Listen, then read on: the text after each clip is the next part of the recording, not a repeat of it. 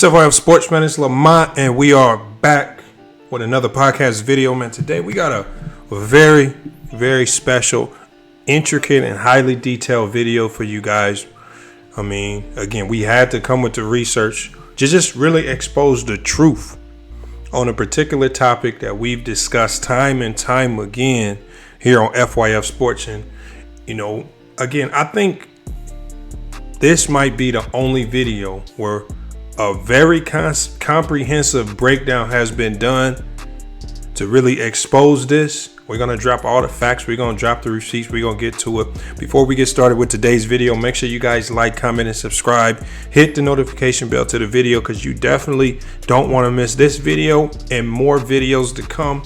We got more live streams, more videos. All of those things going to be coming a lot more frequently now that our schedules have opened up here on FYF Sports, man. And we got to go start addressing some of the hottest talking points and takes of the day. And I believe that this is one of them, especially now that we're approaching the time in the NBA where there's going to be a changing of the guard, right? The clear face of the NBA over the last 15 years has been LeBron James. And he's approaching the twilight years of his career. His days are numbered at the top. His days as the face of the league are numbered. And the conversations must be had when you're talking about a player as great as LeBron.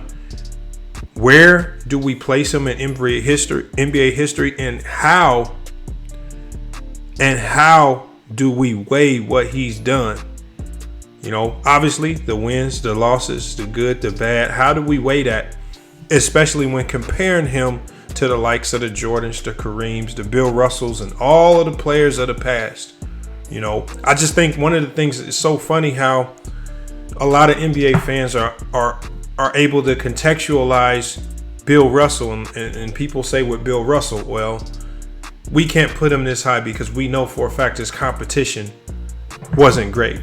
And they contextualize that and say, you know, this is why we have Jordan over him, even though Jordan doesn't have the winning, with regards to winning, the winning accomplishments that a player like Bill Russell might have. And so I think we've come to a point in time where now it's time to start contextualizing the 90s and Michael Jordan. And you know, what are the things that gave Jordan an advantage? Similar to the 70s, when we talk about the 60s and 70s and the Bill Russells and the Wilt Chamberlain. I mean, you know, it's not completely unfair to talk about the competition. We all know that the Bill Russell and guys like Wilt were far ahead of their time, right? They were giants amongst a lot of players who, if they were big, they were underwhelming, or you know, if they were small, they just couldn't compete, right? Rules, you know, allowed them to dominate to a different degree. So I think some of the criticism that you see thrown at Bill Russell and Wilt Chamberlain is a bit fair. And then even when you go into the 80s, and we'll be talking about the 80s a little bit today as a part of the research that's been completed, we're going to be talking about that as well. You know, when we talk about the super teams built in the 80s and the rules that allowed that. But then we have to really focus on the topic of today, and that's how the NBA rules prevented Michael Jordan's Bulls from facing super teams in the 90s. And again, when we talk about competition, we have to try to fairly critique and criticize everybody. If we're willing to critique the greats of the 60s and 70s and 80s in the same manner with regards to the level of competition, even when we look at LeBron James today and people talk about competition, balancing the East and West, we have to be able to fairly critique and criticize the things or the rules or the system set in place by the NBA that allow Michael Jordan, as you see here, to thrive and succeed throughout the 90s.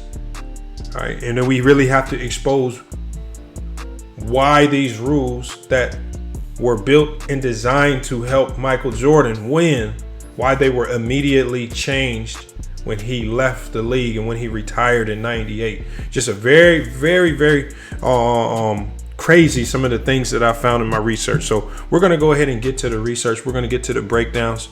I hope you guys enjoy. We're going to come back and we're going to kind of summarize things after this thorough and comprehensive breakdown. But again, today we really got to discuss. The topic of the day is going to be how NBA rules prevented Michael Jordan's Chicago Bulls from facing super teams in the 90s and why they were allowed to three-peat twice against subpar competition without any of these teams having the capability to boost up their roster and really retool and come back and combat the Chicago Bulls. Let's go ahead and get to this breakdown. Michael Jordan cited a number of compelling reasons for his surprise retirement in 1993, but one stands out as utterly perplexing in a modern context. Jordan revealed in episode 7 of The Last Dance that he told Phil Jackson at the time he had no more challenges. This was a uniquely a 1990s problem. In the modern NBA, new challengers arise to face the champion every year. When LeBron James couldn't get past the Boston Celtics, he joined D-Wade and Chris Bosh in an effort to take them down. And when James similarly intimidated Steph Curry and Kevin Durant, they united to win the Golden State Warriors 2 championships. Super teams are not an organic element in the NBA ecosystem. They are a response to the last super team. But Jordan reigned over the NBA for most of a decade and deprived many of that era's greatest players of championships in the process. So why didn't, say, Charles Barkley, Patrick Ewing, and Reggie Miller team up to oppose him? It's simple. The rules didn't allow it. While free agents were able to do as they saw fit for most of Jordan's career, the rules in place at the time made it almost impossible for superstars to actually use free agency to build their own contenders. To understand why, we need to venture back several decades to the very origins of free agency. So free agency enjoyed by modern players is a relatively new phenomenon. In fact, even the limited movement of the 90s was an enormous shift from the league's early history. The NBA didn't grant any sort of free agency in 1976, and it only did so to settle the 1970 lawsuit brought forth by Oscar Robertson. The free agency adopted then had little in common with modern free agency. Teams were granted the right of first refusal on any contract to their own players, essentially making every player whose contract expired at that point the equivalent of a modern restricted free agent. If a team chose to let a player walk, the original team was granted compensation. That compensation was either negotiated between the two teams as a sort of trade or decided unilaterally by the commissioner if two sides could not agree. This all changed 4 years into Jordan's career when the 1988 CBA finally granted players unrestricted free agency once they hit a certain criteria. As a big win this was for the players league-wide, it didn't lead to the immediate formation of super teams. In fact, superstars were largely hesitant to explore unrestricted free agency at first. From the onset of unrestricted free agency in 1988 and Jordan's second retirement in 1998, only 2 reigning All-NBA players changed teams through free agency. One was Dominique Wilkins, who was 34-year-old at the time, who had already been traded a few months earlier, and the other was Shaquille O'Neal, whose hometown fans infamously told him that they didn't want him back at the price he was demanding. A third was Juwan Howard. He tried to leave the Washington Bullets for the Miami Heat, but failed because the league ruled that the contract was illegal and that Miami had miscalculated its cap space. Now imagine something like that happening today. Teams spend years planning to have cap space in a specific moment because free agents change teams so frequently. It may have only happened twice in the first decade, but in the summer of 2019 alone, 4 different All-NBA players changed teams in free agency. It could have easily been more. The modern salary cap is designed to encourage player movement. The one that existed during Jordan's peak, though, was still built around the only reality that the league had known to that point. Superstars need to stay put. As a result, it's functionally bound the overwhelming majority of superstars to their original team for the duration of their primes. So let's look at some of the rules that enforce that reality and how they were changed immediately after Jordan's retirement in 1999 through the CBA. In some cases, they made it significantly harder for teams to create cap space. In others, they made it significantly harder for teams to use it. After all, the NBA at that point gave incumbent teams one enormous advantage in retaining their own players. Let's talk about Larry Bird rights. The NBA had always used some version of this rule to allow teams to go over the salary cap to retain their own free agents. Those rules just became more stringent with time. In its original state, the Larry Bird exception applied to any player who's been under his previous contract for at least 1 year. There were no exceptions and no tiers. All Bird rights were created equal. The 1999 CBA altered this system into one that we have today. The current model includes 3 tiers: non-Bird rights, which came after 1 year, early Bird rights, which come after 2, and full Bird rights, which come after 3. Full Bird rights allow a team to re-sign its own free agents for up to the max. Non-Bird rights and early Bird rights circumstantially allow some wiggle room, but not that much. This rule came from the right place. No team should lose an icon because of cap concerns, but it was utterly abused in practice as players managed to use the system to circumvent the cap entirely and earn contracts that just wouldn't be possible today. Having no time restraints on burn rights meant that free agents pretty routinely signed short-term deals, and with the unwritten understanding that in the near future, they would re-sign newer, bigger deals that made up for the money lost. Horace Grant was the most famous example. He signed a very suspicious 5-year deal with the Orlando Magic in 1994 that paid him under $2.8 million for the 1995-96 season, but included an opt-out in the summer of 1996. Horace Grant took it and left the Chicago Bulls, and the new deal Orlando gave him paid him a cool $14.8 million for the 1996-97 season. Under the current rules, Grant would have only early Bird rights, and with them, he could have only made around $5.3 million that season from Orlando. This tactic was hardly confined to players of Grant's caliber, though. Chris Dudley executed a version of this plan so egregious that the NBA publicly called it a blatant and transparent attempt to circumvent the cap and challenged it in court. If you were wondering why superstars didn't take advantage of this loophole, the short answer is that they didn't reach free agency often enough to do so. We'll explain why down the line. For the most part, teams used this tactic to bring in valuable players that weren't quite superstars. After all, if the NBA was willing to go to court over Dudley, imagine how it would have reacted if a team would have nabbed Karl Malone on this same sort of deal. Almost every team in the league was taking advantage of this loophole in some form at the time. Without a mid-level exception in place, it was the only tool a capped out team could use to add talent, and conversely, it was the only way a player could land with a team that lacked cap space. These under-the-table deals were so tempting and so inflated a team's cap numbers that preserving space required far more willpower. That was especially true given the lack of consequences of spending at the time. Let's talk about the luxury tax. The NBA did not adopt any sort of luxury tax until the 1999 CBA. Even then, the tax would only be paid if the league as a whole paid players over a certain amount, not just individual teams.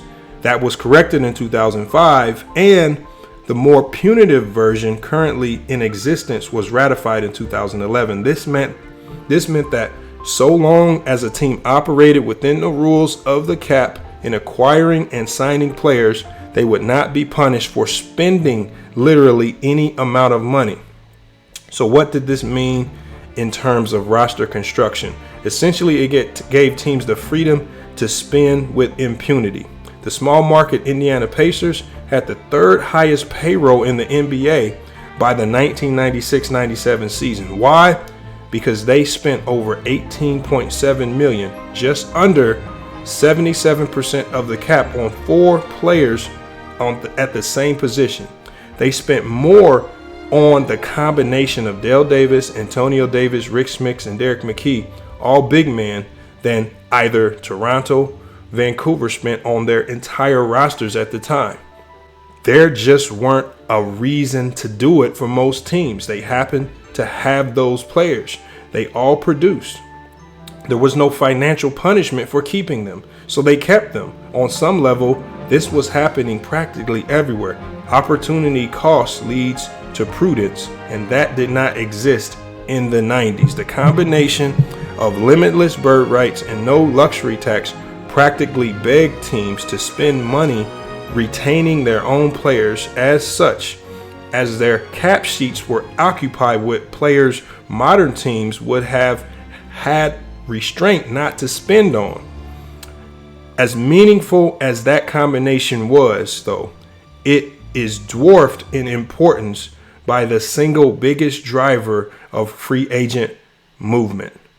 Let's talk about the max contract. Players were legally allowed to be paid any amount a team would willingly pay them until 1999. So long as that number fit either underneath the salary cap or the player's bird rights. There were no restrictions on amount. Michael Jordan made 123% of the salary cap for the 1997-98 season. Or options, Chris Webber's 15-year rookie deal included a first-year opt-out. And while the 1995 CBA created a 7-year restriction on length, prior contracts greatly exceeded, such as Magic Johnson's 25-year deal. The 1999 CBA created the current 3-tier system that we have today. Players with between 4 and 6 years of experience can earn 25% of the cap in the first year of a new contract. Players with between 7 and 9 years of experience can earn 30% of it in the first contract that they receive. Players with 10 or more years of experience can make up to 35% of the cap in their first season. These lengths have varied over the years, but currently a team can get 5 years from his own team and 4 years from a new one. Before these restrictions were in place, teams greatly exceeded them on both fronts. Let's start with salary.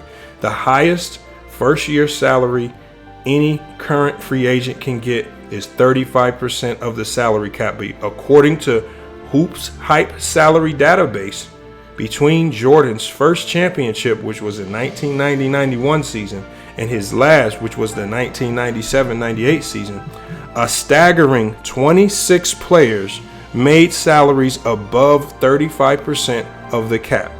That list includes plenty of players who might have liked a superstar teammate with which to battle Michael Jordan.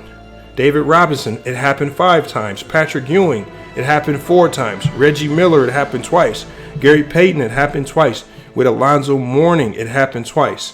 All make multiple appearances on this list. In many cases, players took up comical percentages of the cap. Patrick Ewing routinely took up gargantuan amounts of the New York Knicks cap, as high as 76% of the cap in Jordan's final season. Though he did not grant the Knicks a bit of flexibility in 1996, structuring his contract to include a lower cap number that summer. That flexibility, the Spurs, for instance, lacked. David Robinson cost San Antonio 46% of its cap in Jordan's final season. These huge numbers didn't just make cap space harder to create, they made it harder to use. It's common sense. Modern free agents are hardly incentivized to remain in place. The ceiling on their max could rise if they gain supermax eligibility, but the max essentially took financial incentives off the table. If all three could play together for virtually the same amount of money that they would make on their own, and then suddenly start playing together, becomes far more appealing. Older superstars did not have to make such sacrifices. If Ewing could make 76% of the cap from the Knicks, then he'd essentially have to take a 50% pay cut to join a new team, even with the modern max deal. Top players at that point hogged such ridiculous percentages of the team's salary cap space and could similarly demand that much from their own teams thanks to their bird rights. Building a super team elsewhere would simply be financially impractical in the 90s. It wasn't just the sheer salary of these deals that made free agent movement so difficult, it was the length. Ewing, for example, didn't reach free agency until 1996. 11 years after he was drafted, his rookie contract could have lasted anywhere from 6 to 10 years based on options. The length of those contracts incentivized early renegotiation because market conditions change during the life of those deals. Nowadays, player contracts are organically so short and so often contain opt-outs that if a player is underpaid, he'll reach free agency soon enough to correct that. At that point, a player might be underpaid and still have 6 or 7 years left on a deal in the 90s. Making more money meant committing more years. Superstars routinely signed new deals years before their old ones would expire to ensure that they were paid properly in the 90s. Now think about those longer contracts in the context of an entire roster. When a team wants to sign multiple stars today, it simply jettisons its role players who are typically on short contracts. Doing so becomes significantly harder when those role players are on 6 and 7 year deals like we saw in the 90s. There was no stretch provision at this point in history either. If a team wanted to clear cap space, trading contracts was the only way to do so. And finally, there's the mental toll of all of this. Teams were aware of all of these realities. They knew that clearing cap space would require convincing stars to take pay cuts in the 90s, hoping other stars didn't extend their contracts and spending years either dumping their bad contracts or waiting for them to expire. It was such a perilous and unpredictable track that no team attempted it until the 2000 Orlando Magic. Using the method described above made it easier to aim lower. Getting and retain role players was so simple that aiming for stars just wasn't appealing. To an extent, this was by design. Most of the past methods of super team formation had been eliminated by league intervention. And so one might ask, where did the super teams of the 1980s come from? Super teams were plentiful in the 1980s, and they are plentiful now. They just happen to be built entirely different. Broadly speaking, most of the best teams of the 80s stacked the deck using methods that are now illegal. One such practice involves an owner so infamous that they named the rule after him. Ted Stuypen had no interest in rebuilding when he took over the Cleveland Cavs. He wanted a playoff team immediately, so he traded all of his draft picks for veteran help. This isn't an exaggeration. The Cavs did not keep a single one of their first round picks during Stuypen's entire tenure. Another team had their pick every year from 1980 to 1986, and each selection was in the top 9. In 1982, that pick went to the Lakers. It was number 1 overall. They used it to select James Worthy. Nowadays, this would be impossible because of the aptly named Stuypen rule. It prevents teams from trading first-round picks in consecutive years. Now let's look at the Philadelphia 76ers, who were able to take advantage of a different sort of desperation. When the ABA and NBA merged, The then New York Nets owned the Knicks. They actually owed the Knicks, $4.8 million for entering their territory. This is a fairly standard expansion and relocation clause that still exists in many sports today. The problem with that was that the Nets couldn't afford it, so they sold Dr. J to the 76ers in order to pay the Knicks off. Today, any new ownership group would be vetted. It would have to be financially stable enough to support the franchise, and even if it wasn't, the sale of players for cash now is illegal. That it wasn't then allowed the 76ers to steal, that allowed the 76ers to steal a Hall of Famer essentially. Right, and then we had the Boston Celtics. Rather than exploit the trade market, they turned to the NBA draft with the number 6 pick in the 1978 draft. Well, they took Larry Bird. The only problem, Bird hadn't even entered the draft. He remained in school at Indiana State, but the Celtics were able to retain his rights and sign him a year later after he graduated. As with practically every other rule we've discussed, this one was changed as well. Players cannot be drafted and still return to college anymore. It is the second rule mentioned in this story, named after Bird. This was all a perfect storm, right? The above moves were a staple of the 80s as Larry O'Brien gave way to Commissioner David Stern in 1984. The NBA went from a somewhat lawless league into one with structural order. When a team exploited a rule to gain an unfair competitive advantage, the NBA changed that rule to protect the balance of the sport. By the time Jordan started winning, the old methods of combating a team as dominant as the Chicago Bulls were all gone. Yet the new ones that would eventually be concocted weren't yet possible. In other words, building a super team was only possible through brilliant, by-the-numbers management.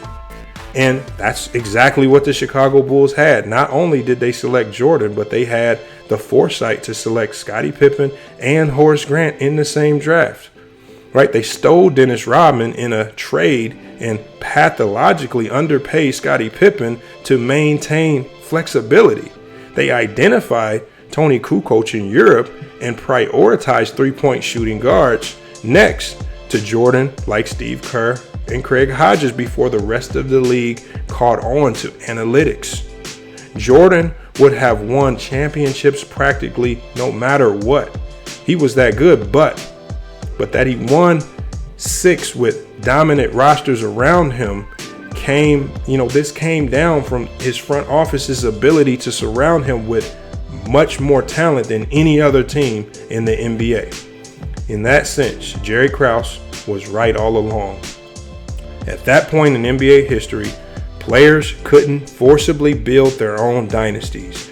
It was organizations that won championships, not players. All right, and so there we have it right there, you guys. We did a lot of research.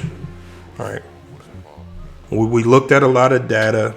We looked through a lot of teams to come to this particular conclusion. But the one thing now that we really have to put into context when we're talking about this GOAT conversation, because many people like to use the dominance of Jordan and the Chicago Bulls, is we now have to also take into consideration how the NBA's rules prevented Michael Jordan's Bulls teams from facing super teams in the 90s. Again, as we've spoken about on this channel a number of times, the 90s was about having a great organization, right? You just have to give credit where credit is due. Jerry Krause with the Chicago Bulls was excellent. He was one of the first NBA GMs to start using analytics. He had the foresight to see how small ball would dominate the bigs of that time, right? There were a lot of great bigs. You're talking about Shaquille O'Neal, David Robinson, Alonzo Mourning, Dikembe Mutombo, bigs, Hall of Fame bigs that were extremely abundant, yet those bigs failed to win.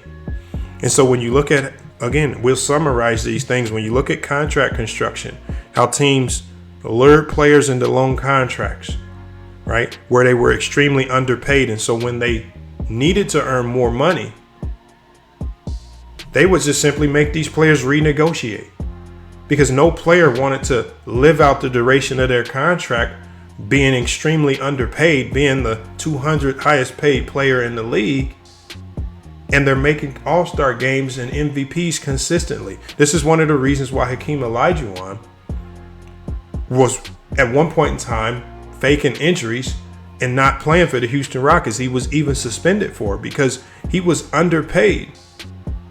You know, when we talk about these players signing into long-term contracts, that was the finesse. Get them to sign early into long-term contracts.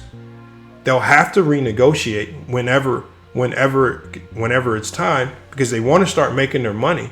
They're not going to play out the duration of that contract for 10 years, 11 years, and then try to push for money. These guys were hitting their stride and hitting their ability to get paid max dollars 4 and 5 years into their contract. So that's when they would then renegotiate, extend the contract. So it just didn't make sense for these players to go into free agency, because they would have to play for their team underpaid for an exorbitant amount of years. Also, when we talked about the salary cap, Patrick Ewing was able to make such a large percentage because of the way the bird rights were constructed then. As I said earlier, he was able to make 76% of the team's cap. Had he left the Knicks, he would have had to take almost a 50% pay cut just to switch teams. That by design forces players to stay with teams, because it was, like we said before, it would be extremely impractical to go switch teams just simply to go win a chip, because you would be losing so much money. When we talk about how LeBron James went to the Miami Heat, yes, they all took very small pay cuts, but none of those guys took 50% pay cuts to go join that team. They were all still making pretty good money, high level money. They were all top 20 paid players in the league. Ewing was not going to take a 50% salary cut, be a top 200 paid player in the league just to go join the Phoenix Suns and form a super team. Again, these players are also about their money. That's part of playing. And so what the league did in the 90s was they made it financially impractical for players to move teams. And then they also penalized players like a Chris Dudley for finessing the cap system, right, to go join teams to help bolster their benches. And just as I stated before, imagine, if they took a guy like Chris Dudley to court over finessing the cap system, imagine if a superstar would have done it. They would have went to all-out battle royale in court just to stop that player from moving for finessing the cap system. So these are the things that 90s players had to endure. And then when you look at a team like the Chicago Bulls, well, what did they do to continually finesse these players? Well, we saw most teams would renegotiate, like the teams did with Patrick Ewing. They renegotiated. Even though he had a long initial deal, they renegotiated to at least pay him his value. They eventually did the same thing with Hakeem Olajuwon. But what did the Bulls do to keep financial flexibility? Pippen signed a long-term contract as a rookie, but the Bulls made him play out that contract. They refused to renegotiate. Remember, they were so tight with money. This is one of the reasons why Horace Grant wanted out and wanted no parts of the Bulls. He actually left and played for Orlando for one season for only $2.8 million, less than he was making in Chicago, because he knew the Orlando Magic would use that cap provision to allow him to opt out and re-sign for a bigger deal. And that's how he was able to get his money, because playing that first year was going to give him his bird rights. That next year, they could give him the money that he deserved. He essentially just wanted out of Chicago because he saw the system that was in place over there. And it was simply designed to extract as much talent on the court from these players as possible without compensating them fairly. And that's how the Chicago Bulls were able to finesse and win championships. Now, is there, you can say that that particular method lacked a bit of integrity and loyalty to his players. But this is why Jerry Krause was hated. This is why a lot of players, have a lot of bad things to say about that Bulls organization at that time.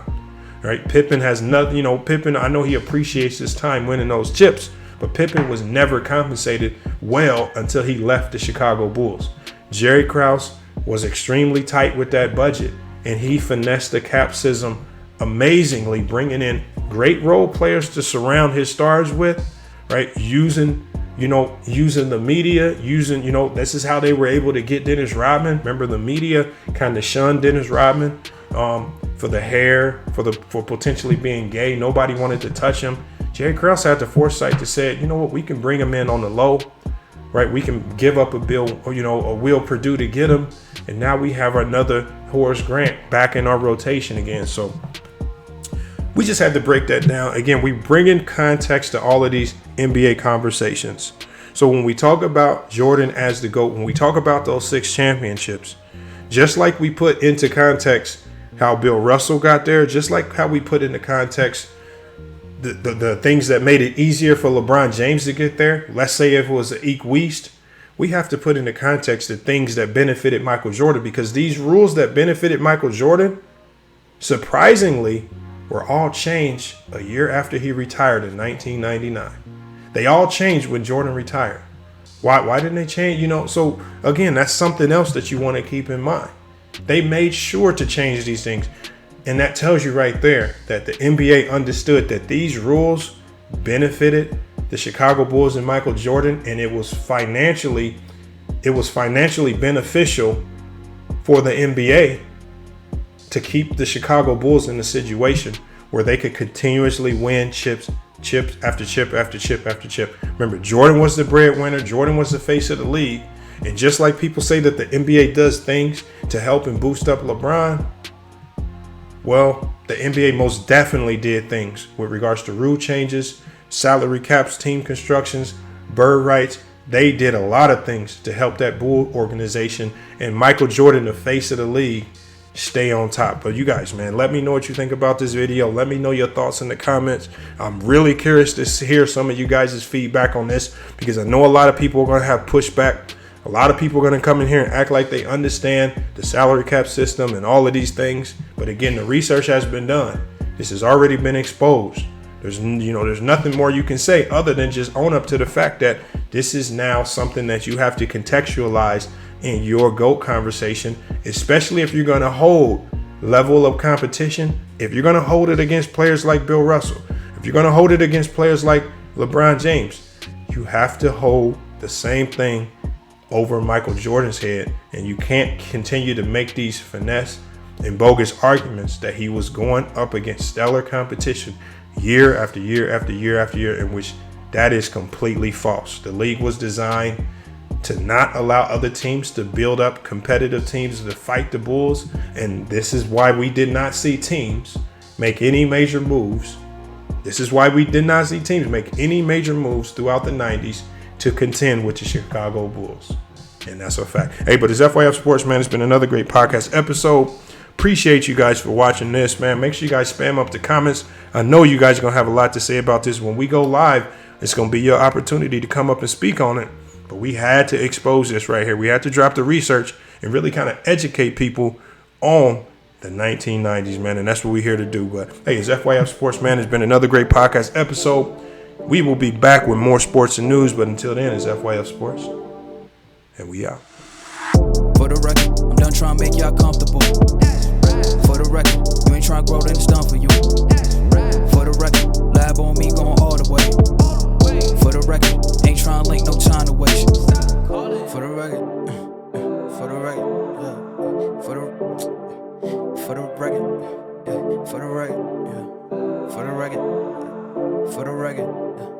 For the record. Been a little too nice to y'all. Now I gotta up price on y'all. Snake eyes on dice for y'all. Shoulders on ice for y'all. Frozen. H6 all the hate. I won't get involved today.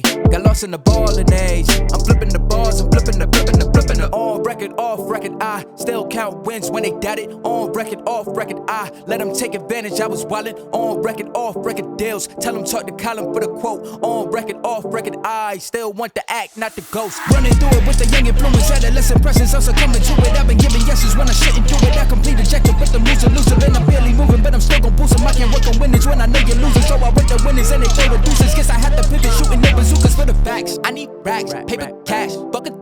that's a joke. Tell him laugh, Uncle Sam, fuck out the bag. Brody plot, but get a whack. Contract, give me the max. I got lab on my back. You ain't that, then it's raps. Whoa, whoa, whoa, whoa. For the record, I'm done trying to make y'all comfortable. For the record, you ain't trying to grow, then it's done for you. For the record, lab on me.